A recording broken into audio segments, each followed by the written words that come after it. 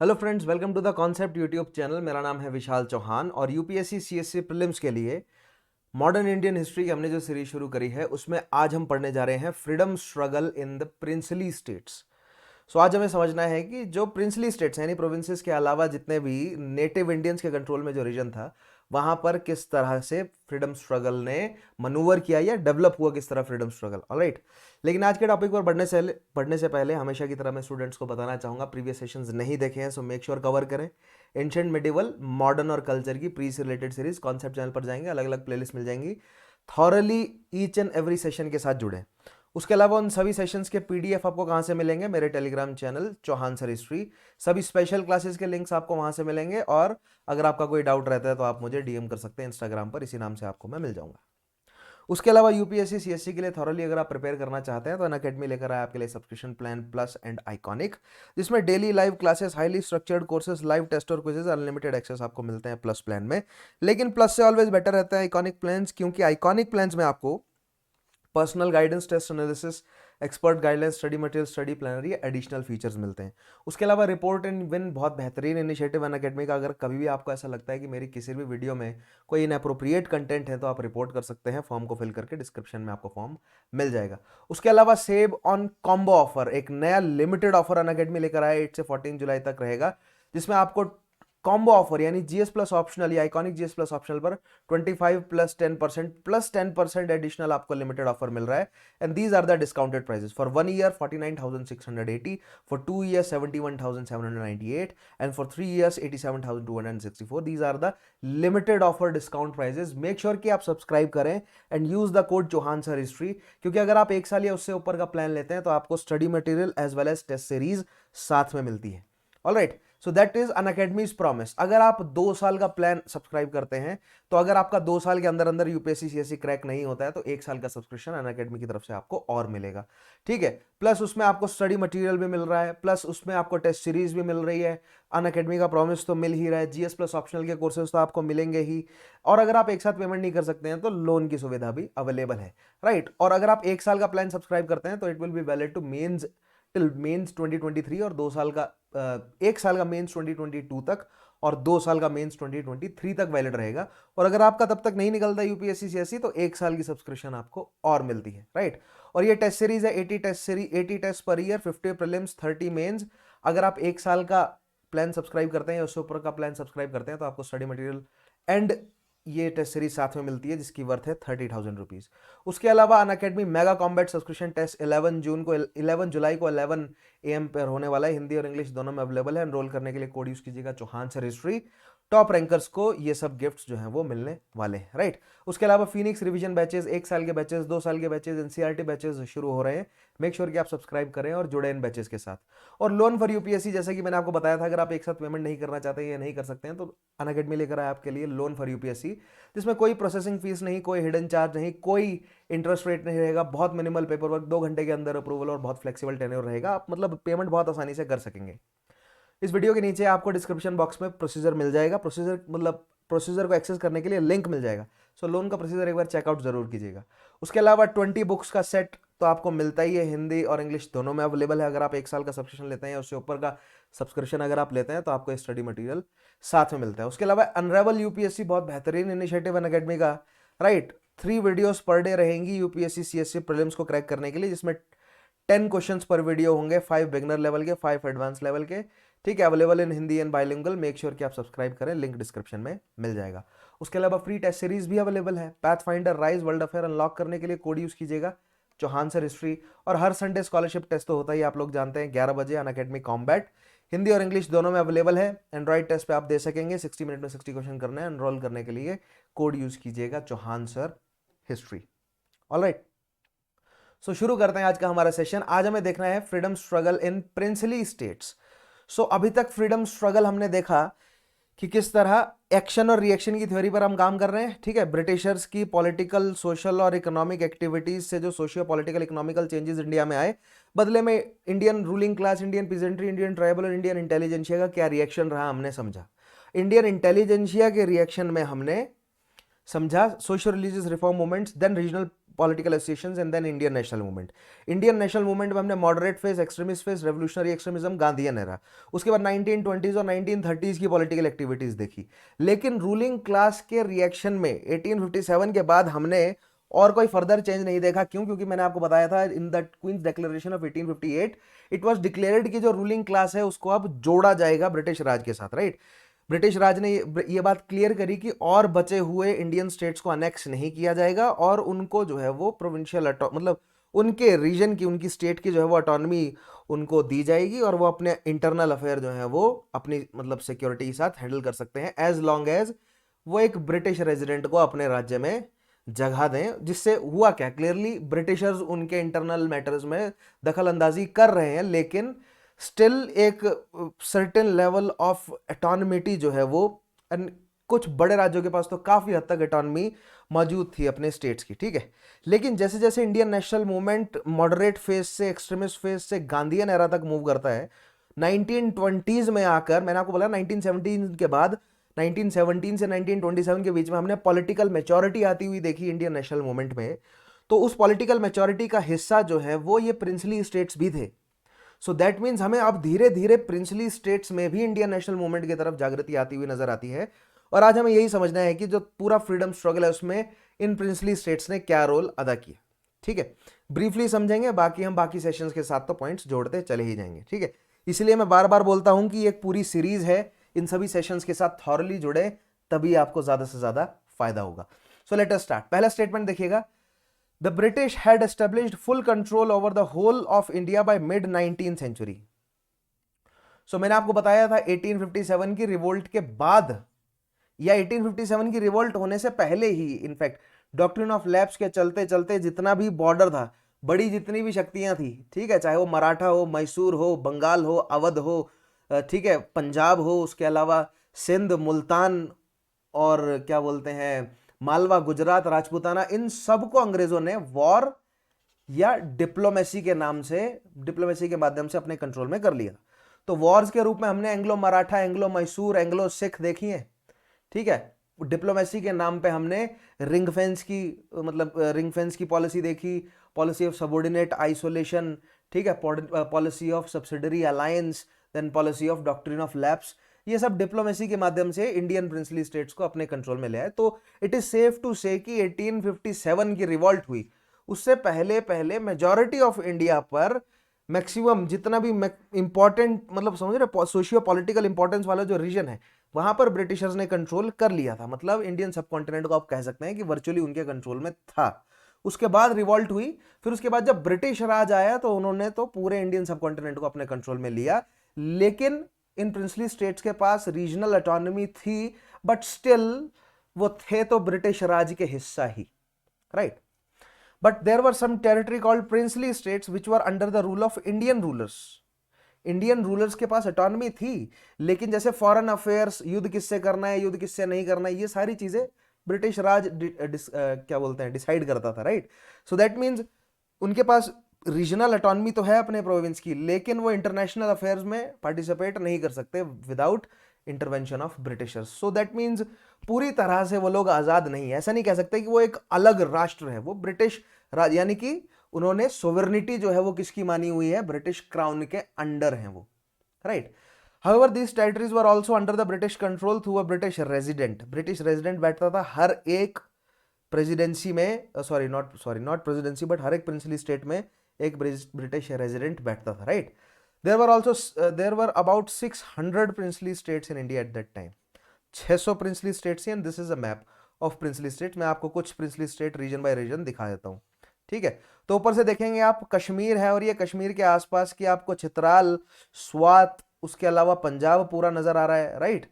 पंजाब के नीचे आपको भावलपुर, सिंध, खैरपुर, यहाँ पर राजपूताना में जैसलमेर, बीकानेर, जयपुर, अलवर राजपूताना में, और मेवाड़, मारवाड़, भरतपुर, जाटोगा, उसके अलावा यहाँ पर आपको रामपुर, दिल्ली तो अंग्रेजों कंट्रोल में थी, उसके अलावा चंबा, सुकेत, तेहड़ी, गढ़वाल, पंजाब का मतलब पंजाब अंग्रेजों के कंट्रोल में है। देखिए ये पंजाब प्रोविंस है, सिंध प्रोविंस है, ये ब्रिटिशर्स के कंट्रोल में है, लेकिन पंजाब के शासकों का पटियाला जो हाउस है, फरीदकोट, ये कुछ मतलब प्रिंसेस के कंट्रोल में था। उसके अलावा रामपुर जो है वो प्रिंसली स्टेट। यहाँ पर नीचे आएंगे आप, ग्वालियर दिख रहा है, भोपाल, इंदौर। गुजरात में आएंगे तो आपको जूनागढ़, गोंडा, राजकोट, ठीक है, कच्छ नजर आएगा, कठियावाड़ नजर आएगा, क्या बोलते हैं, और यहाँ पर आपको ध्यान से देखिएगा बहुत सारे हैं छोटे छोटे, और बाकी जो अल्फाबेट्स में दे रखे हैं वो आपको साइड में कोड दिख जाएंगे, ठीक है। बॉम्बे प्रेसिडेंसी। अब ब्रिटिश प्रेसिडेंसीज कौन कौन सी हैं या प्रोविंसेस, तो ब्रिटिश प्रोविंस ऑफ पंजाब हो गया, नॉर्थ वेस्ट फ्रंटियर प्रोविंस है, ठीक है, सिंध प्रोविंस है। उसके अलावा United province of Awadh and Agra है, यानी यूपी, बिहार, उड़ीसा हो गया, बंगाल है, असम है। नीचे जो है वो मद्रास प्रोविंस है, सेंट्रल प्रोविंस है, और बॉम्बे प्रोविंस है, सॉरी मद्रास प्रेसिडेंसी है, बंगाल में कैलकाटा प्रेसिडेंसी है, और बॉम्बे प्रेसिडेंसी है, सेंट्रल प्रोविंस है। लेकिन साथ साथ में आपको मैसूर प्रिंसली स्टेट, त्रवणकोरन, कोचीन, यहाँ पर पुडुकोट्टई, उसके अलावा इधर कोल्हापुर जो सतारा वाला है, ठीक है, उसके अलावा यहाँ पर आपको और बस्तर नजर आएगा, कालाहांडी। तो ये सारी कुल मिला के ये 600 हैं, और मेजॉरिटी प्रिंसली स्टेट जो है वो यहाँ पर दिखाई गई हैं। तो प्रिंसली स्टेट का आप एक्सटेंट देखेंगे तो कुछ हैदराबाद जैसी हैं, जो कि हैदराबाद है, ठीक है, राजपूताना में कुछ, जैसे मारवाड़ है, काफी बड़ी प्रिंसली स्टेट है, मैसूर काफी बड़ी है, त्रवणकोर काफी बड़ी प्रिंसली स्टेट है, कच्छ काफी बड़ी प्रिंसली स्टेट है, ठीक है, कश्मीर काफी बड़ी प्रिंसली स्टेट है। तो कुछ तो इतनी बड़ी बड़ी प्रिंसली स्टेट्स हैं, और कुछ बिल्कुल जिन जो कि आप ये कहें कि मतलब कंपेयर, अगर साइज कंपेयर करने में आए तो यूरोप की कुछ कंट्रीज जितनी साइज की प्रिंसली स्टेट्स हैं, और कुछ प्रिंसली स्टेट्स हैं जिनकी पॉपुलेशन थाउजेंड्स में है, ठकुराई हैं छोटी छोटी, ठीक है। जैसे अगर आप हिमाचल में आएंगे तो बहुत सारी ठकुराइयां नजर आएंगी आपको छोटी छोटी, वो कुछ हजार की पॉपुलेशन है वहां पर, राइट। तो इस तरह की 600 जो है वो प्रिंसली स्टेट्स थी, राइट। तो ये एक मैप है, अच्छे से स्टडी कीजिएगा, इसमें मेजॉरिटी ऑफ प्रिंसली स्टेट्स जो है वो गिवन है, right. The genesis of state people's movement, Prajamandal movement जो है वो हमें यहां पर शुरू होता हुआ नजर आ रहा है प्रिंसली स्टेट्स के साथ। हम यानी कि जब हम freedom struggle in princely states कहेंगे तो we will discuss the states people's movement, और प्रजामंडल मूवमेंट को हम डिस्कस करेंगे, right. Can be traced to the several local peasant agitation against excessive taxation in princely states such as Mewad, Travancore, Mysore, Hyderabad, etc. from the beginning of 20th century. Now, अब Britishers ने exploitation की policy है Britishers की, ठीक है। तो जो जो प्रोविंसेस ब्रिटिशर्स के कंट्रोल में, वहां पर तो वो अपने उन्होंने क्या लगाए हुए हैं, इकोनॉमिक और एडमिनिस्ट्रेटिव और मतलब जुडिशियल सारा सिस्टम सेट किया हुआ है, जिससे वो पीजेंट्री को, आर्टिशंस को, सबको एक्सप्लॉइट कर रहे हैं, ठीक है। सो उसी पेस में रहना चाहते हैं ये प्रोविंशियल शासक भी। तो ब्रिटिशर्स ने टैक्स बढ़ाए हुए हैं, तो इन प्रोविंशियल राजाओं ने भी टैक्स नहीं घटाए हुए हैं, ठीक है। इन्होंने कई जगहों पर तो प्रोविंसेस में ब्रिटिशर जो प्रिंसली स्टेट्स में ब्रिटिश प्रोविंसेस से ज्यादा टैक्स देखने को मिलता है, यानी कि प्रिंसली स्टेट्स भी इक्वली एक्सप्लॉयटेटिव थी towards the peasantry class, right. So जिस तरह हमें इंडियन नेशनल मूवमेंट डेवलप होता हुआ नजर आता है ब्रिटिश राज के खिलाफ, उसी तरह प्रिंसली स्टेट्स में हमें प्रिंसली स्टेट में जो इंडियन नेटिव रूलर्स हैं उनके राज के खिलाफ प्रजा मंडल्स हमें डेवलप होती हुई नजर आती हैं, जो कि डेवलप हुई धीरे धीरे इन प्रिंसली स्टेट्स की एक्सप्लॉयटेटिव पॉलिसीज की वजह से। सो जिस तरह ब्रिटिश राज की एक्सप्लॉयटेटिव पॉलिसीज की वजह से इंडियन नेशनल मूवमेंट खड़ा होता है, प्रिंसली स्टेट की एक्सप्लॉयटेटिव पॉलिसीज की वजह से प्रजामंडल खड़े होते हैं, जो कि बाद में इंडियन नेशनल मूवमेंट के साथ जुड़ जाएगा, ठीक है। क्यों? क्योंकि ये प्रिंसली स्टेट्स ब्रिटिश राज के साथ जुड़ी हुई हैं, राइट। आई होप ये कॉन्सेप्ट समझ आया होगा आपको। These states generally lagged behind British India as popular pressure in British India push the government to take initiatives for education, health and other social services. अब देखिए, जो इंडियन नेशनल मूवमेंट है वो ब्रिटिश प्रोविंसेस में active है। क्यों? क्योंकि British Raj के अंडर जो कानूनी व्यवस्था है, उसी कानूनी व्यवस्था से लड़ते हुए इंडियन नेशनल मूवमेंट डेवलप हुआ है। सो जो ब्रिटिश राज में एजुकेशनल रिफॉर्म्स आए, है ना, यानी कि जो ब्रिटिश प्रोविंसेस में एजुकेशनल रिफॉर्म्स आए, उस तरह के प्रोग्रेसिव रिफॉर्म्स प्रिंसली स्टेट्स में नहीं है। क्यों? क्योंकि प्रिंसली स्टेट्स में रीजनल ऑटोनॉमी है। रीजनल ऑटोनॉमी की वजह से ब्रिटिश राज ने उनको कुछ ऐसी छूट दी हुई है कि उन्होंने अपनी तरफ से ड्रैकोनियन कानून ऐसे बनाए हुए हैं, जिस वजह से इंडियन नेशनल मूवमेंट जो है वो प्रिंसली स्टेट में डेवलप नहीं हो सका। आगे कारण देखेंगे कि शुरुआत में नहीं डेवलप हो सका Indian national movement princely states में, राइट। सो इससे हुआ क्या, इससे हुआ ये कि जहां पर ब्रिटिश प्रोविंसेस तो प्रोग्रेस की तरफ बढ़ रही थी, कानून बना रही थी ऐसे, लेकिन इंडियन प्रिंसली स्टेट्स में ऐसे कानून नहीं बन रहे थे। इसका मतलब प्रिंसली स्टेट्स में से भी कोई एक मूवमेंट निकल कर आना चाहिए, जरूरी था। हेंस हमें प्रजामंडल डेवलप होती हुई नजर आती है। ठीक है, the bulk of state revenue was spent on luxury. अब नेक्स्ट चीज ये कि जो प्रिंसेस हैं वो अपना लेविश लाइफस्टाइल, पुराना मुगलों के टाइम में तो कमाई होती थी इसलिए लेविश लाइफस्टाइल था, लेकिन अंग्रेजों के टाइम में प्रिंसेस की कमाई खत्म खत्म ही हो गई ऑलमोस्ट, लेकिन फिर भी उनको कमाई बनाकर रखनी है तो उन्होंने टैक्सेस बढ़ाए। तो प्रिंसली स्टेट्स में हमें ज्यादा टैक्सेस लगे हुए नजर आते हैं, राइट। दो earlier a threat of revolt acted against these axes but assurance of help of the modern Indian army from the government made them totally free to misgovern। अब देखिए, जब तक ब्रिटिशर्स नहीं थे तब तक अगर कोई शासक मिसगवर्नमेंट करता था तो उसके खिलाफ रिबेलियन कर देते थे जमींदार पीजेंट वगैरह, ठीक है। लेकिन 1858 के बाद ब्रिटिशर्स मतलब क्वीन के डिक्लेरेशन में ये क्लियर बात लिखी गई कि प्रिंसेस को फुल सपोर्ट मिलेगा, ठीक है। Indian national sorry not Indian national but British army का फुल सपोर्ट मिलेगा। सो दैट मीन्स अब अगर किसी भी तरीके का रिवॉल्ट पीजेंट ट्राइबल अगर इंडियन प्रिंसेस के खिलाफ खड़ा होता है तो ब्रिटिश आर्मी उसको सप्रेस करने के लिए आ जाएगी in support of princelies. So that means अब वो खुले में आकर मिसगवर्न कर सकते हैं और उन्होंने किया भी, ठीक है। Next, moreover after the revolt of 1857 the government considered princely states as allies to control the country। even Lord Canning said for their role in revolt of 1857 they acted as breakwaters in the storm। अब देखिए Canning कहना क्या चाहता है कि अगर पंजाब, ठीक है, हैदराबाद या और इस रीजन में जो है वो रिवॉल्ट एक्टिव था, इसके अलावा अगर राजपूताना हो गया, यहां पर से क्या बोलते हैं मराठे हो गए, निजाम हो गए, अगर असम बिहार के या पंजाब ये सब अगर मदद नहीं करते तो रिवॉल्ट पूरे इंडिया में फैल जाता और ब्रिटिश राज को खतरा हो जाता, ठीक है। तो प्रिंसलीज ने 1857 में सपोर्ट किया और 1858 के बाद भी सपोर्ट जो है वो देते रहे वो ब्रिटिशर्स को। क्यों? क्योंकि वो अपनी मन मर्जी से अपना लेविश स्टाइल चलाना चाहते थे और अगर वो रिवॉल्ट को रोकना चाहते थे तो ब्रिटिश आर्मी का उन्हें सपोर्ट चाहिए था। तो एक सिम्बायोटिक रिलेशन जो है वो इंडियन प्रिंसली और ब्रिटिश राज का एस्टेब्लिश हुआ आफ्टर द रिवॉल्ट ऑफ 1857, ठीक है। The earlier policy of annexing princely states was abandoned। और उसके अलावा अब 1857 के बाद प्रिंसली स्टेट्स को अनेक्स भी नहीं किया गया, बस वहां पर एक रीजेंट छोड़ दिया गया, उनकी पॉलिटिकल गतिविधियां वो कंट्रोल करेंगे, ठीक है।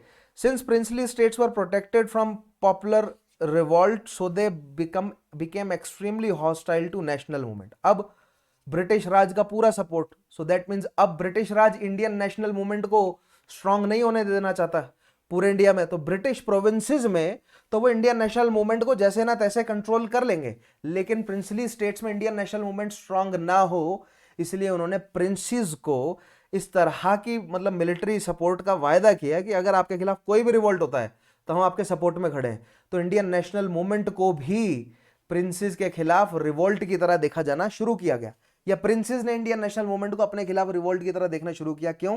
क्योंकि प्रिंसेस एक्सप्लॉइट कर रहे थे, ठीक है, और इंडियन नेशनल मूवमेंट जो है वो प्रिंसेस के एक्सप्लॉइटेशन के खिलाफ भी खड़ा होता है अगर इंडियन नेशनल मूवमेंट किसी प्रिंसली में शुरू होता है तो।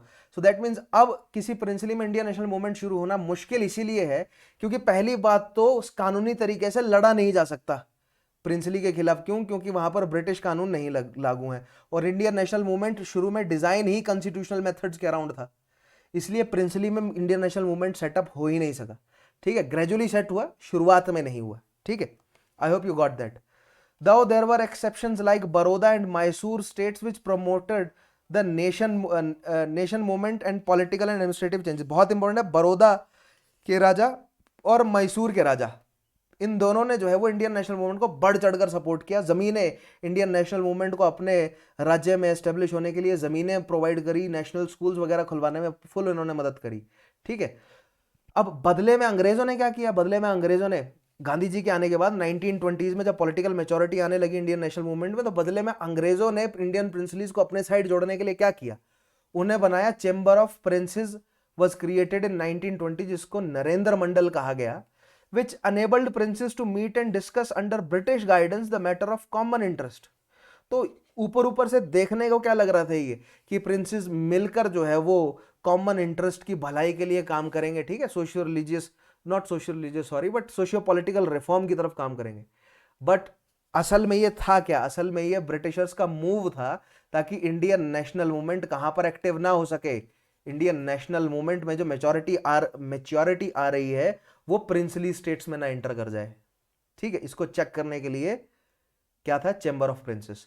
The common people under the princely states did not enjoy the political rights, particularly after the acts of 1919 and 35 available to people in British provinces. Now, British provinces में common people उनके पास voting right आए क्योंकि franchise को increase किया गया 1919 के बाद। Direct, पहले इनडायरेक्ट इलेक्शन बड़ा आया, फिर डायरेक्ट इलेक्शन आया, पहले डायरकी आई, फिर फेडरल सिस्टम आया, राइट, प्रोविंशियल ऑटोनॉमी आई, लेकिन ये सब आई प्रोविंसेस में, प्रिंसली स्टेट्स में नहीं आया। प्रिंसली स्टेट्स में तो अभी भी प्रिंसेस ही बैठे थे और उन्हीं के ही कानून चल रहे थे और उनके साथ मसल की तरह खड़े थे कौन, मतलब सपोर्ट करने के लिए रिप्रेसिव फोर्स की तरह जो है वो ब्रिटिश आर्मी खड़ी थी, ठीक है। Next, there were number of restrictions on the rights of these subjects, as a result people, number of restriction क्या, कि वो पीसफुल पिकेटिंग नहीं कर सकते, प्रोटेस्ट नहीं कर सकते, नॉन कोऑपरेट नहीं कर सकते, भाषण नहीं दे सकते अंग्रेजों के खिलाफ, राजा के खिलाफ, टैक्स के खिलाफ नहीं बोल सकते, समझ रहे हैं।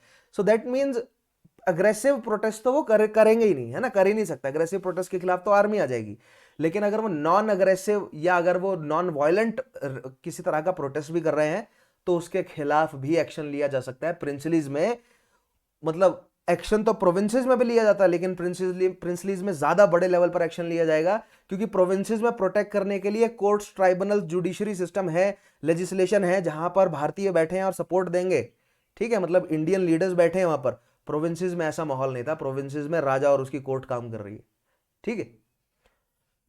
सो people, as a result people movement और Prajamandal movements with nationalistic spirit started in 1920। इन सब से दुखी होकर, समझ आया आपको, दुखों का कारण क्या है जनता का प्रिंसलीज में।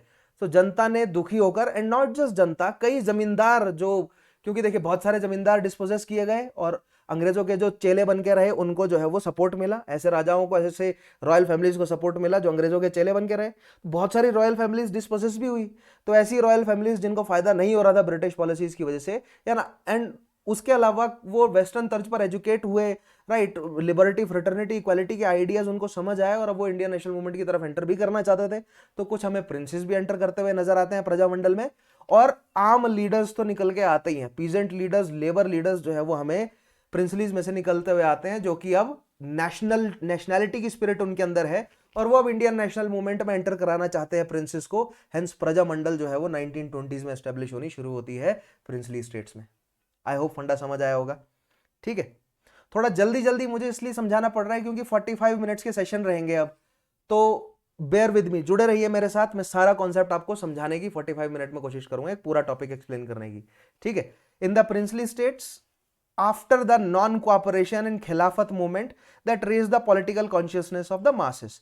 सो प्रिंसली स्टेट्स में प्रजामंडल क्यों एस्टेब्लिश हुए, तो पहला कारण तो दीर्घकालीन कारण समझा आपने कि ब्रिटिशर्स और प्रिंसेस ने आपस में हाथ मिला लिया और जिससे एक्सप्लॉयटेशन लोगों के ऊपर बढ़ा। प्रोटेस्ट करने का कोई चांस नहीं था क्योंकि अंग्रेजी फोर्सेस का साथ था, लेकिन जब नॉन कोऑपरेशन और खिलाफत पॉपुलर हुआ, सो दैट मींस अब आम जनता, पीजेंट्री बड़े लेवल पर जो है वो इंडियन नेशनल मूवमेंट के साथ जुड़ी, तो प्रिंसलीज ने भी सोचा कि हम भी अब प्रिंसली में जो पीजेंट्री है या वहां पर जो पॉलिटिकल अवेयरनेस फैली है, जो लीडर्स है, उन्होंने भी सोचा कि अब हम भी नेशनैलिटी की तरफ बढ़े या हम भी नेशनल मूवमेंट के साथ जुड़े। तो प्रजामंडल हमें प्रिंसली स्टेट्स में एस्टेब्लिश होती हुई नजर आती है 1920s के डेकेड में, right. Some of the significant feature of Prajamandal movement पर देखते हैं क्या क्या है। The members of Prajamandal demanded democratic rights and fought against the feudal princes and elements of feudalism as well as colonialism। तो सबसे पहला तो यही कि फ्यूडल ऑर्डर खत्म किया जाए, ठीक है, क्योंकि अभी भी वही सामंतवादी चल रहा है, वही जमींदार, ठीक है, वही उसके ऊपर राजा महाराजा और उन्हीं की कोर्ट, वो सब फ्यूडल सिस्टम अभी तक चल रहा है, खत्म किया जाए, डेमोक्रेटिक सिस्टम लेकर आया जाए, ठीक है। दूसरी तरफ कलोनियलिज्म जो है, ठीक है, जो कलोनियल इकोनॉमिक सिस्टम है ना, जो ड्रेन कर रहा है इंडिया की वेल्थ को लेकर जाया जा रहा है सारा ब्रिटेन में, ये कलोनियल इकोनॉमिक सिस्टम हटाया जाए और इंडिया के वेलफेयर के लिए एक इकोनॉमिक सिस्टम जो है वो सेट किया जाए, पहली डिमांड ये। नेक्स्ट, दे कैरिड आउट, अब इसको करने के लिए क्या, कंस्ट्रक्टिव प्रोग्राम, क्योंकि वायलेंट करेंगे तो प्रिंसलीज के पास खुली छूट है वायलेंस करने की, ठीक है, क्यों, क्योंकि ब्रिटिशर्स का सपोर्ट है। They carried out constructive programs of the Indian national movement in princely states. It included opening schools, using khadi, encouraging cottage industries, and campaigning against untouchability. So that means constructive, non cooperation, civil disobedience तो किया ही गया princely level पर, छोटे level पर, लेकिन उसके अलावा awareness फैलाने का काम अनटचेबिलिटी के खिलाफ, ठीक है। स्वदेशी को प्रमोट किया गया, खादी को प्रमोट करने का काम किया गया, ठीक है। नेशनल स्कूल को, नेशनल एजुकेशन को प्रमोट किया गया। इसके लिए बड़ौदा और मैसूर के राजाओं ने जमीनें और मतलब फाइनेंशियल सपोर्ट भी प्रोवाइड किया। ऑल इंडिया, अब जैसे कि मैंने बोला ना, इंडियन नेशनल मूवमेंट में भी पहले सोशियो रिलीजियस रिफॉर्म मूवमेंट, फिर regional political association and then Indian national movement. Same goes for princely states, princely. और इसी तरह ट्रेड यूनियन भी बताया था मैंने कि रीजनल ट्रेड यूनियंस, फिर ऑल इंडिया लेवल पर ट्रेड यूनियन आई थी, ठीक है। रीजनल कम्युनिस्ट पार्टीज, फिर communist party of India establish हुई। इसी तरह रीजनल प्रजामंडल्स बने थे प्रोविंसेस के, ठीक है। और फिर एक ऑल इंडिया लेवल पर प्रजामंडल आया, so all India states people conference establish हुई। तो भारत में अलग अलग तरह के, ठीक है, 20th सेंचुरी के पहले 2-3 डेकेड में अलग अलग तरह के जो हमने पॉलिटिकल मूवमेंट देखे हैं, उनका डेवलपमेंट हमने ऐसे ही देखा है, रीजनल से सेंटर की तरफ सबने मूव किया है। सबको समझ आया है कि हमें अपने मूवमेंट को यूनाइट करके सेंटर में लेकर आना पड़ेगा, तभी अंग्रेजों के खिलाफ हम भिड़ सकेंगे, ठीक है। Now The Harcourt Butler Committee was appointed in 1927 to inquire the center-state relations. मैंने आपको बताया था ना, बटलर कमेटी 1927 में ब्रिटिशर्स देखना चाह रहे थे कि प्रिंसलीज के साथ हमारा रिलेशन जो है वो कैसा है, ठीक है। Nationalists among the people of states like Balwant Rai Mehta, Manilal Kothari of Kathiawad, G.R. Abhyankar of Deccan convened an all India states people conference in 1927 and it was attended by 700 delegates from all over India, ठीक है। Non cooperation movement और खिलाफत movement के बाद 1920s के पहले, 1920 वाला जो डेकेड है उसके पहले पार्ट में पूरे इंडिया में कई सारी प्रजामंडल्स जो हैं वो एस्टेब्लिश हो गई थी, और उनको सेंट्रल लेवल पर एक ऑल इंडिया कॉन्फ्रेंस के रूप में लेकर आए कौन? बनवारी बलवंत राय मेहता, मनीलाल कोठारी, उसके अलावा G.R. अभयंकर। इन सारे लीडर्स का नाम ध्यान रखेंगे जिन्होंने 1927 में ये कॉन्फ्रेंस मतलब कॉन्फ्रेंस जो है वो एस्टेब्लिश मैनेज करी, और 700 delegates all over the India जो है उन्होंने ज्वाइन किया, ठीक है। द AISPC हैड एम्ड, क्या क्या एम्स है? पहले तो to influence the rulers of states to initiate necessary reforms in administration. सबसे पहला तो प्रिंसलीज को बोला जाए कि भैया बहुत होगी लूट घसीट, बहुत आपने हाथियों पे घूम लिए, बहुत आपने पार्टियां कर ली, अब थोड़ा सा लोगों के रिफॉर्म का काम करो, कुछ एडमिनिस्ट्रेटिव रिफॉर्म्स लेकर आओ। उसके अलावा emphasise popular representation and self government in states, right, यानी कि डेमोक्रेटिक सिस्टम एस्टेब्लिश करने की तरफ स्टेप उठाए जाएं। Demanding recognition of distinctive between public revenue and private income, यानी कि जो कमाई आ रही है राज्य से वो पब्लिक इनकम क्या है, यानी कि जनता के वेलफेयर में कितना लगेगा, और मतलब रॉयल फंड, रॉयल ट्रेजरी में कितना जाएगा, उसमें डिफरेंस होना चाहिए। सब कुछ रॉयल ट्रेजरी में जा रहा है, दीवान भी कितना कर लेंगे बेचारे, जब राजा उनको करने ही नहीं देंगे काम, तो दीवान भी कितना काम करेंगे, ठीक है। Demanding for separation of judiciary and executive, ठीक है, सेपरेशन ऑफ पावर हो, सारी पावर राजा और उसकी काउंसिल के हाथ में है, ठीक है। जुडिशरी भी वही है, एग्जीक्यूटिव भी वही है, लेजिस्लेशन भी वही कर रहा है, नहीं, जुडिशरी और एग्जीक्यूटिव अलग अलग हो, यानी कि एक डेमोक्रेटिक सिस्टम भी एस्टेब्लिश हो, प्लस एक separative of power, separation of power वाला सिस्टम भी एस्टेब्लिश हो, यानी कि एडमिनिस्ट्रेशन में सुधार आए, प्रॉपर ऑल राउंड सुधार आए, right. Next, establishing constitutional relations based on voice of states people between British India and Indian state.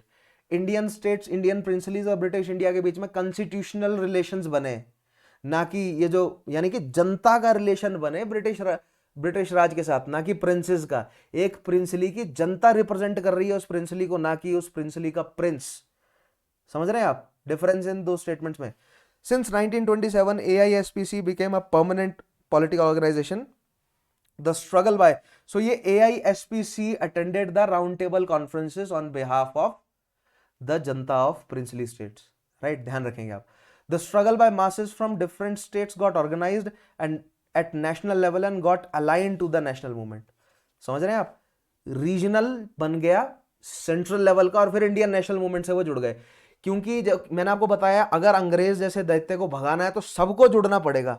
ये बात प्रिंसली में मौजूद जो इंटेलिजेंशिया है उनको भी पता चली, तो उनको पता था कि हमें अपने मूवमेंट को सेंट्रल लेवल पर लेकर आना है और जो main stream Indian national movement चल रहा है उसके साथ जोड़ना है, यानी इंडियन नेशनल कांग्रेस के साथ जुड़कर काम करना है, राइट। पॉपुलर एजिटेशन बिगेन, यानी कि अब अगर सीडीएम होता है या उसके अलावा मतलब क्विट इंडिया मूवमेंट होगा तो उसमें प्रजा मंडल्स जो है वो सपोर्ट करेंगी, right. Popular agitation began in states like, अब कहां पर एजिटेशन हुआ, Hyderabad, Jaipur, Kashmir and Travancore, but they were severely repressed by princes. So इन प्रजामंडल्स ने, रीजनल प्रजामंडल और AISPC के सपोर्ट से इन प्रिंसली स्टेट्स में मूवमेंट किए लोगों ने, लेकिन आपको पता ही है वो मूवमेंट अगर हल्के से भी वायलेंट हुए तो सामने से 10 गुना वायलेंस करके उनको रिप्रेस कर दिया गया। सम प्लेसेस टू, क्योंकि वायलेंट हो जाएगा, क्योंकि गांधी जी के मूवमेंट भी वायलेंट हो जा रहे थे, और जबकि गांधी जी कितना सारा कंस्ट्रक्टिव वर्क कर रहे थे नॉन वायलेंस के लिए, और प्रिंसलीज में तो लोग भरे पड़े थे, जनरेशंस भूखी थी, जनरेशंस जो है वो बीमारियों से ग्रस्त थी, लाखों करोड़ों के हिसाब से लोग जो है वो बीमारियों से मर जा रहे थे, ठीक है। मतलब जितने भी फेमिन्स, ड्रॉट्स आए हैं बीच में। Some places took a communal term. Nizam of Hyderabad declared that popular struggle was anti-Muslim. Maharaja of Kashmir called popular agitation anti-Hindu. Right? So Kashmir के राजा हिंदू राजा, ठीक है, हैदराबाद के निजाम जो है वो एक मुस्लिम शासक, तो हैदराबाद में एंटी मुस्लिम, कश्मीर में एंटी हिंदू, तो एक कम्युनल टर्न भी लिया, और ये क्रेडिट अंग्रेजों को ही जाता है। हिंदू मुस्लिम वाली जो डिवाइड एंड रूल है वो अंग्रेजों ने प्रिंसली स्टेट्स में भी लागू करी, ठीक है। The conference focused the attention of the Indian people all over the country on the conditions prevailing in the states. Conditions क्या है, बद से बदतर हैं, कैसी टैक्सेस में फंसे हुए हैं लोग, ठीक है, जो पीजेंट्री है वो डेप्ट्स के अंडर है, उनकी जमीनें छीन ली गई, उनके ट्रेड खराब हो गए, ठीक है, ड्रॉट में कोई उनको सपोर्ट नहीं, फेमिन में उनको कोई सपोर्ट नहीं, कोई एजुकेशन का सिस्टम नहीं, कोई हेल्थ केयर नहीं, तो समस्याएं मल्टीफोल्ड हैं थी। मतलब The conference later got affiliated to the Indian National Congress and Jawaharlal Nehru became its president in 1939. देख लीजिए, थोड़ा सा लेफ्ट की तरफ ओरिएंट होते हुए कॉन्फ्रेंस जो है वो इंडियन नेशनल मूवमेंट के साथ जुड़ गई 1939 में आकर। समझ आया ना आपको, रीजनल से सेंट्रल में गई, सेंट्रल से फिर main stream Indian national movement से जुड़ी, राइट। सो ये प्रोग्रेस है किसका, provincial freedom struggle in princely states का, ठीक है। अब इंडियन नेशनल कांग्रेस और नेटिव स्टेट्स का कैसा रिलेशन था ये देखते हैं। The Congress for a long time did not pay attention to the plight of these people. Now moderate phase as well as extremist phase, इन दोनों फेजेस में कांग्रेस का कोई जो है वो मतलब इंटरेस्ट या कोई ज्यादा जो है वो सपोर्ट प्रिंसलीज की तरफ नहीं दिखा। लेकिन गांधीयन एरा में धीरे धीरे नॉन कोऑपरेशन और खिलाफत का सपोर्ट मतलब स्ट्रांग होने के बाद अब जो है वो प्रिंसलीज जुड़ना शुरू हुई इंडियन नेशनल मूवमेंट के साथ, और फाइनली 1939 में जाकर इंडियन नेशनल कांग्रेस के साथ जुड़ गई है प्रिंसली स्टेट्स का मूवमेंट, राइट। यानी कि जो प्रजामंडल या AISPC जो है, ठीक है।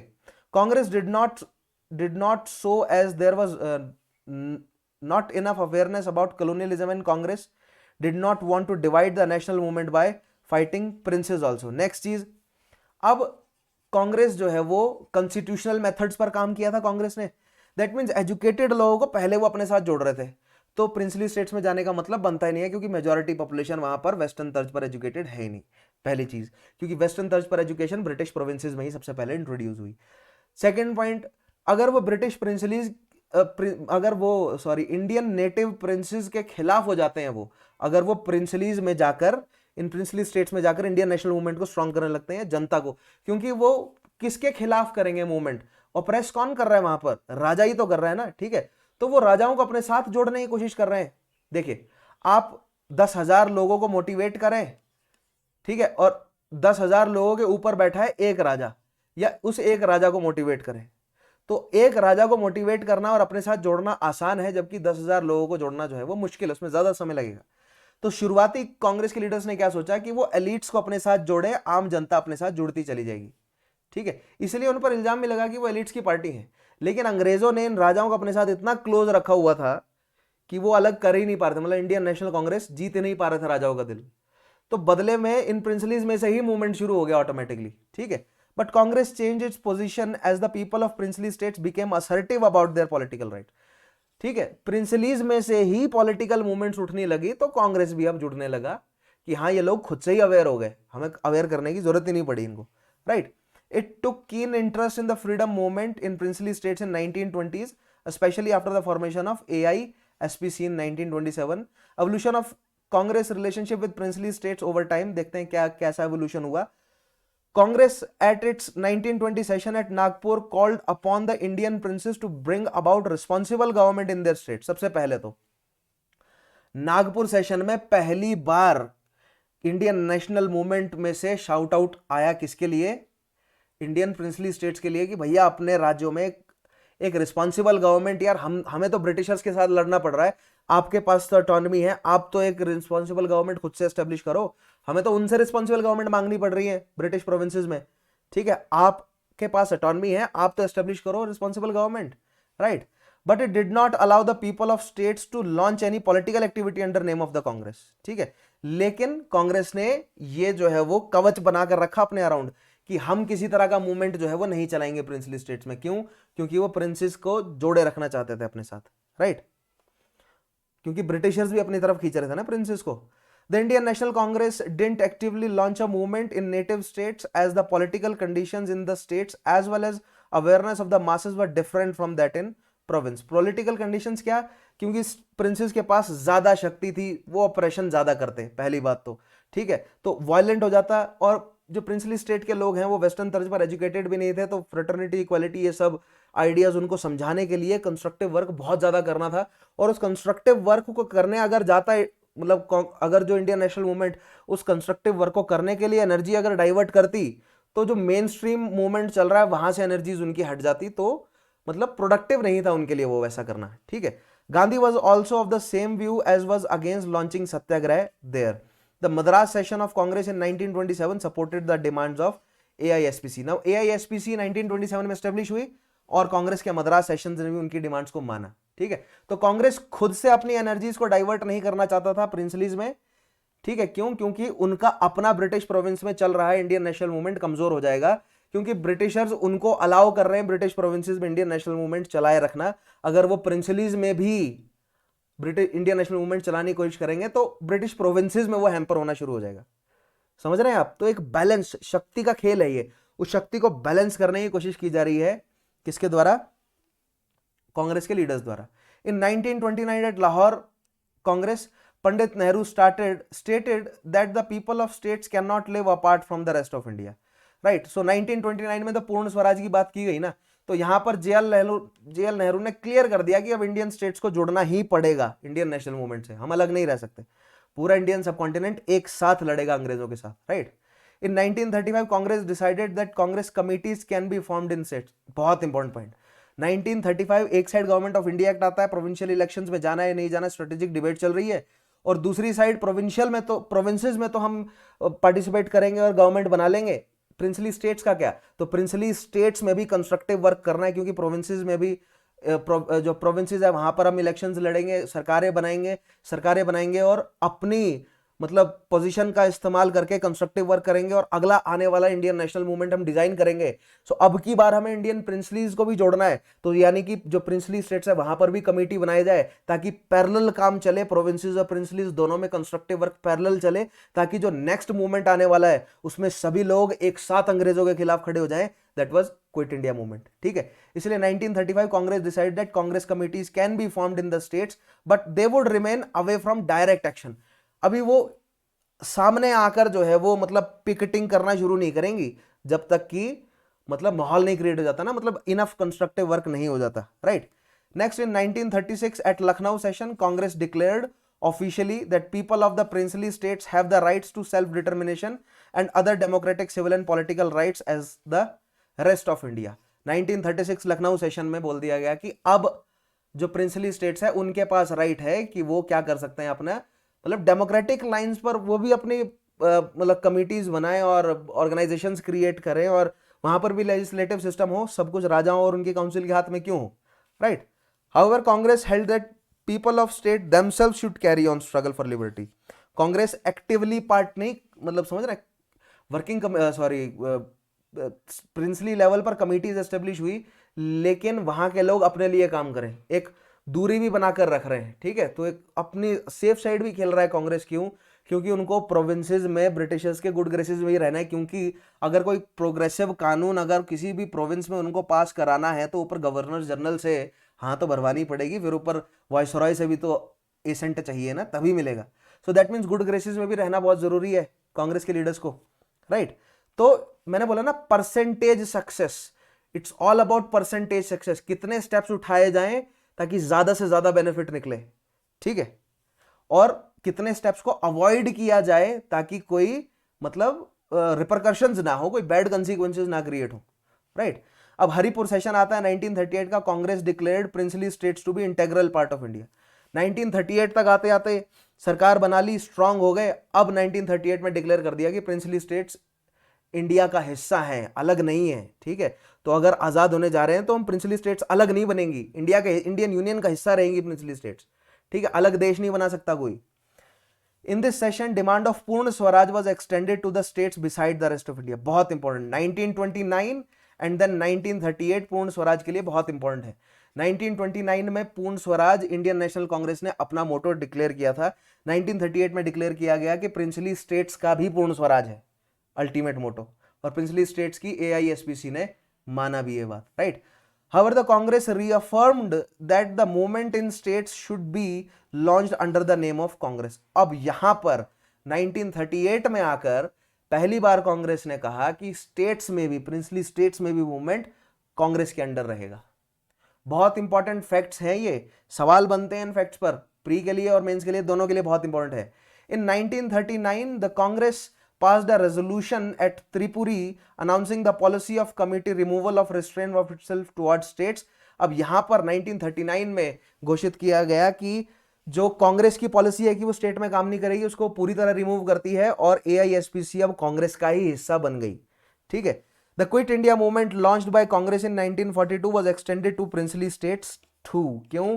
क्योंकि 1936-35 के ही बाद वहां पर कमिटीज एस्टेब्लिश हो गई थी, कंस्ट्रक्टिव काम हो गया। 1938-39 में प्रिंसली स्टेट्स की जो एआईएसपीसी है उसको कांग्रेस का हिस्सा बना दिया गया, और जब क्विट इंडिया मूवमेंट हुआ, नेक्स्ट मास स्ट्रगल हुआ, तो अब उस मास स्ट्रगल में प्रिंसलीज ने भी पार्टिसिपेट किया, ठीक है। The cabinet mission of 1946 proposed that permanent Paramount of Britain over princely states will and. Cabinet mission में क्या बोला गया कि ब्रिटिश सोवरेनिटी के अंडर नहीं है प्रिंसलीज, यानी कि भारत अगर आजाद होगा तो प्रिंसलीज ब्रिटिशर्स के अंडर नहीं रहेंगी, क्योंकि वो 1938 में कांग्रेस के सेशन में बोला था कि अगर भारत आजाद होगा तो प्रिंसलीज जो है वो इंडियन यूनियन का हिस्सा रहेंगी, ब्रिटिश का नहीं, जो कि कानूनी तौर पर कैबिनेट मिशन 1946 में बोल दिया गया, right. It implied that princely states will be sovereign, और उन पर डिपेंड करता है कि वो इंडियन यूनियन के साथ जुड़ना चाहते हैं, ठीक है। कैबिनेट मिशन ने ये कहा कि वो उन पर डिपेंड करता है कि वो इंडियन यूनियन में जुड़ना चाहते हैं या वो अलग अपना मतलब इंडिपेंडेंट शासन चाहते हैं, ठीक है। जबकि कांग्रेस ने 1938 में क्या कहा था कि प्रिंसली स्टेट्स इंटेग्रल पार्ट है पूरे इंडिया का, राइट। तो कांग्रेस का स्टैंड क्या था कि इंस्ट्रूमेंट ऑफ एक्सेशन को साइन करो और इंडियन यूनियन का हिस्सा बनो। दे फाउंड सपोर्ट इन जिन्ना दो कांग्रेस रिजेक्टेड द इंटरप्रिटेशन वेहेमेंटली। अब इस पॉइंट को जब हम कैबिनेट मिशन प्लान पर डिस्कस करेंगे तो मुस्लिम लीग का सपोर्ट मिलेगा, और कांग्रेस ने मना कर दिया कि नहीं, प्रिंसली स्टेट सोवरेन नहीं है, वो इंडिया का ही हिस्सा है, हमने ये पहले ही 1938 में ही डिक्लेयर कर दिया था, राइट। माउंटबेटन प्लान आता है फिर जून 1947 में, accepted division of India into 2 dominions and princely states were allowed to choose their path, right. Princely 2 dominions यानी कि पार्टीशन कर दिया गया पाकिस्तान और इंडिया, और जो प्रिंसलीज है उनको छोड़ दिया गया कि सोवरेन रहना है या पाकिस्तान और इंडिया में जुड़ना है, आप डिसाइड करो, ठीक है। British government helped India to integrate these princely states into their dominion. फिर जब तक वायसरॉय बैठा हुआ है तब तक इंस्ट्रूमेंट एक्सेशन और फिर उसके बाद आर्मी की मदद से भी ब्रिटिश गवर्नमेंट ने सपोर्ट किया इन प्रिंसलीज को इंडिया में जोड़ने के लिए। जबकि माउंटबेटन प्लान खुले में बोल रहा है कि आप सोवरेन, आप पर डिपेंड करता है, जहां मर्जी जाना है आपको जाओ, ठीक है। सॉरी, ये जो पहले आया था, ठीक है, जो कैबिनेट मिशन प्लान है वो खुले में कह रहा है, राइट। लेकिन माउंटबेटन प्लान आने के बाद ब्रिटिश गवर्नमेंट अब इंडियन नेशनल कांग्रेस या अब जो न्यूली फॉर्म इंडियन गवर्नमेंट है, जो आज़ाद इंडियन गवर्नमेंट है, उसका सपोर्ट कर रही है कि प्रिंसली स्टेट्स इंडिया के अंदर जुड़ जाएं, ठीक है। अब प्रजामंडल मूवमेंट और इसकी एसोसिएशंस जो हैं वो क्या क्या हैं उसको समझने की कोशिश करते हैं। In many of the states specially in Rajkot Jaipur, Kashmir, Hyderabad, and Travancore, significant movements were launched demanding democratic rights and reforms in government and administration. एक सेकेंड होल्ड अप.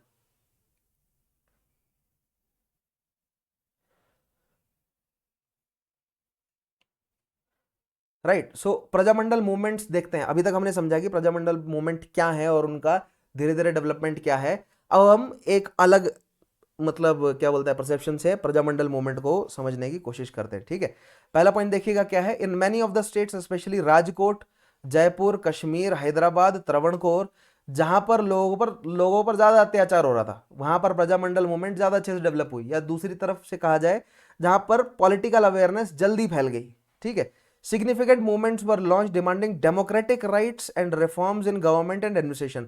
राजकोट में क्यों? क्योंकि बॉम्बे प्रेसिडेंसी के नजदीक है. ठीक है, त्रावणकोर क्यों? मद्रास प्रेसिडेंसी के नजदीक है. हैदराबाद मद्रास प्रेसिडेंसी बॉम्बे प्रेसिडेंसी के बगल में ही है बिल्कुल. कश्मीर पंजाब प्रोविंस के बगल में. जयपुर दिल्ली के बिल्कुल बगल में. राइट, सो इन सारे राज्यों में यानी कि पिछड़े नहीं है ये. ठीक है, ज्यादा पिछड़े नहीं है. यहाँ के लोग जो हैं वो रिलेटिवली जल्दी इन प्रिंसली में रिलेटिवली जल्दी इंटेलिजेंशिया डेवलप हो गया जो डेमोक्रेटिक राइट्स की डिमांड करना शुरू कर देता है. ठीक है, the princes aided by the British replied with ruthless repression. So princes ने रिप्रेशन किया obviously. Some of the important movement देखते हैं कहां कहां पर हुए. राइट, सबसे पहला राजकोट में, situated in Kathiawar peninsula.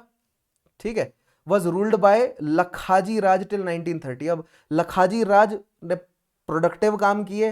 Right, और इनके लड़के ने, लखाजी राज के लड़के ने ब्रिटिशर्स का सपोर्ट करके रिप्रेसिव काम किए. ध्यान रखना है, इंपॉर्टेंट सवाल है. He was liberal ruler and encourage popular participation in administration. इन्होंने जमीनें दान करी और मतलब जो इंडियन नेशनल मूवमेंट है उसका सपोर्ट किया बढ़ चढ़कर. ठीक है, इन 1930 धर्मेंद्र सिंह जी, इनके लड़के, succeeded his father Lakhaji Raj, but he adopted repressive measures during his reign. There were several groups led by the likes of Amal Mehta, Phul Chand Shah, Brajul Shukla and others who waged struggle in state. You will remember the name of these people. These waged struggle against Rajkot. Now Rajkot का पहला phase जब तक लखाजी थे तब तक constructive काम हो रहा था, लेकिन जब धर्मेंद्र सिंह जी आए तब रिप्रेसिव जो है वो एक्टिविटीज हुई जिसके खिलाफ प्रजामंडल मूवमेंट डेवलप हुआ. Right, next, Jethalal Joshi, a Gandhian staged a 21 day strike in cotton mill in 1936, जिसके आगे राजा साहब को झुकना पड़ा. Right, demands accepted by durbar regarding better conditions for workers. Later hartal were organized in Rajkot under leadership of Sardar Patel in 1938, जिसके सामने भी प्रिंस को झुकना पड़ा. ठीक है, राजा को झुकना पड़ा. बहुत इंपॉर्टेंट पॉइंट. तो ये राजकोट में मूवमेंट है और उसके एग्जांपल है. ध्यान रखना है आपको खास तौर पर. Jethalal Joshi, Gandhian stage 21 day strike cotton mill, बहुत इंपॉर्टेंट. और दूसरा जो राजकोट में हड़ताल की गई किसके अंडर? सरदार पटेल के अंडर, बहुत इंपॉर्टेंट. राइट, सो राजकोट की एक तो मिल स्ट्राइक और दूसरी राजकोट की ये सरदार पटेल के अंडर जो है वो स्ट्राइक हुई. सो एक 1936, एक 1938. ध्यान रखिएगा. नेक्स्ट, पंजाब की बात करें. पंजाब रियासती मंडल formed in 1928 by the initiatives of Akali workers, played an important role in people's movement in Punjab princely state. So Akali movement 1920 के खिलाफत और नॉन कॉपरेशन मूवमेंट से स्ट्रांग हो गया. ठीक है, फिर इसके बाद इन्होंने कानून भी बनवा लिया जिससे महंतों के हाथ से जो है वो इन्होंने छुड़वा लिया क्या? गुरुद्वारे का एडमिनिस्ट्रेशन. उस एक्ट का नाम भी बताएंगे, क्या है उस एक्ट का नाम. ठीक है, कमेंट में बताइएगा. The main aims of the mandal were to protect the right of liberty of the people, set up representative institutions in states and improve the condition of peasants. So basic सी बात, peasant को डेप्ट से बाहर निकालना है. ठीक है, यही काम बाद में जो है वो यूनियनिस्ट पार्टी भी कर रही थी. ठीक है, उसके अलावा सिविल लिबर्टीज के लिए काम करना है, डेमोक्रेटिक लाइंस पर जो है वो इंस्टीट्यूशंस एस्टेब्लिश करना है. ठीक है, इंडिपेंडेंट इंस्टीट्यूशंस. हैदराबाद में निजाम बैठे. The state of Hyderabad ruled by Nizam included Marathawada, parts of Andhra Pradesh and Karnataka. Right, the people of states were influenced by the nationalist movement of Nizam and national movements, and the Nizam crushed non-cooperation and खिलाफत movement in the state. अब देखिए, साथ में Bombay presidency, साथ में Madras presidency. सो वहां पर जो इंडियन नेशनल कांग्रेस मतलब एक्टिविटीज कर रही है उसका साफ साफ असर हैदराबाद में था. तो नॉन कोऑपरेशन और खिलाफत को सप्रेस किया निजाम ने, क्योंकि निजाम के खिलाफ जा रहा है ना, जनता खड़ी हो गई, निजाम की शक्ति कमजोर हो जाएगी, क्योंकि रिप्रेजेंटेटिव गवर्नमेंट की रिस्पॉन्सिबल गवर्नमेंट की डिमांड होगी, डेमोक्रेटिक लाइंस पर एक गवर्नमेंट एस्टेब्लिश की जाए उसकी डिमांड होगी, राइट। उसके अलावा Andhra Mahasabha in Andhra Pradesh and Karnataka council in Karnataka were founded in 1921, बहुत इंपॉर्टेंट, हैदराबाद के अंदर। 1937 Maharashtra council in Marathwada was founded. These council worked in social and cultural spheres and demanded a responsible political system, expansion of private school and vernacular education। तो वही सारी progressive demand कि क्या establish हो 1937 1921 में मराठा काउंसिल, महाराष्ट्र काउंसिल मराठावाड़ा में, मराठावाड़ा वाला रीजन जो है वो निजाम के अंडर था, ठीक है। सो रिस्पॉन्सिबल गवर्नमेंट हो, एक अच्छा पुलिस सिस्टम, अच्छी जुडिशरी सिस्टम, एग्जीक्यूटिव और जुडिशरी को अलग अलग किया जाए, इस तरह के सारे प्रोग्रेसिव स्टेप्स लिए जाए हैदराबाद में भी। These council highlighted the problems of people despite the restriction imposed by the Nizam. The Marathi press also played an important role in spreading the political consciousness among the people. Hyderabad State Congress was also founded in the state in September 1938। अब 1936 के बाद state level पर Congress establish करने की बात हुई थी, ठीक है, तो 1938 में यहां पर कांग्रेस एस्टेब्लिश हुई है, जिसको निजाम ने बैन कर दी है, ठीक है। उसके अलावा मराठी प्रेस जो है वो एक्टिव थी, ठीक है, तेलुगु प्रेस भी जो है वो एक्टिव थी, उन्होंने जो है वो, अब प्रेस तो काम करती है जागृति फैलाने का, तो अवेयरनेस के लिए प्रेस भी जो है वो सामने आएगी, बहुत इंपॉर्टेंट पॉइंट है। और निजाम ने क्या किया, इन सबको सप्रेस किया, राइट, अपनी कैपेसिटी में।